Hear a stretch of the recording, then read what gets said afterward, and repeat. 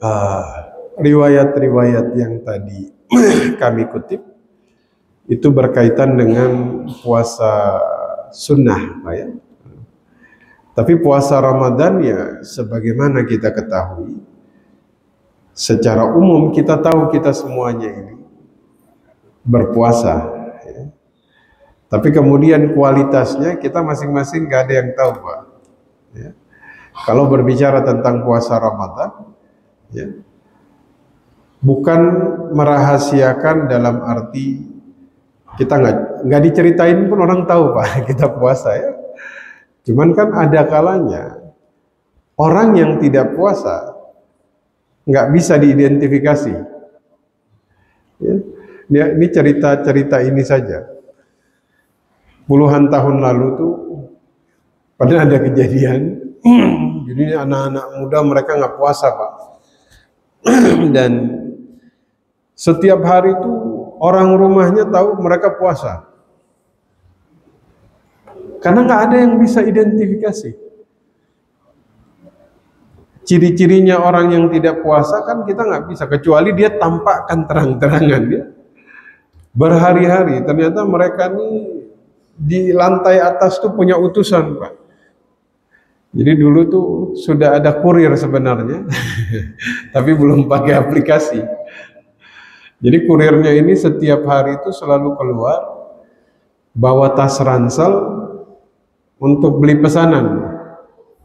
Qadarullah hari itu es teh manisnya pecah di dalam tasnya, kurirnya nggak sadar.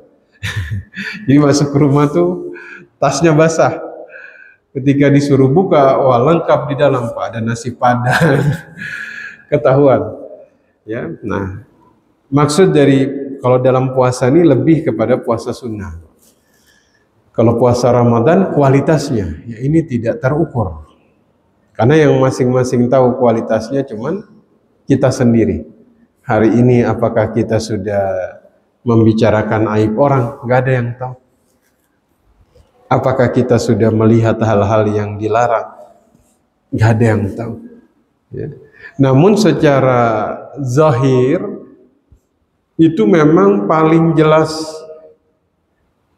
puasa sunnah. Ya. Karena puasa sunnah nih, karena nggak semua orang melakukan, ya, nggak semua orang melakukan. Maka sebenarnya puasa Ramadan ini ada nilai al-hasasiyah ijtimaiyah. Kita tuh melatih sense of sosial kita nih, berjamaahnya ini dilatih. Walaupun rahasia, tapi kita lakukannya bareng-bareng, Pak. Sehingga sesuatu yang dilakukan secara berjamaah itu rasanya semakin ringan, betul? Agar nanti selepas Ramadan kita punya kekuatan untuk melakukannya sendiri. Ya. Karena memang Bapak Ibu, paling berat puasa sunnah apa puasa wajib?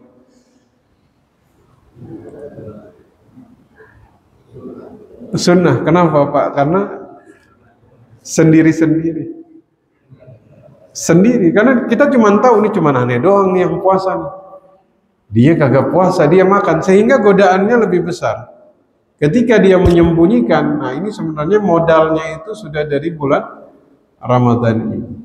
Ya, kalau Ramadan kita tahu antum semuanya puasa karena Ramadan. Tapi ketika puasa sunnah, maka riwayat tadi yang kami sampaikan itu rata-rata mereka menyembunyikan puasa sunnah. Ya.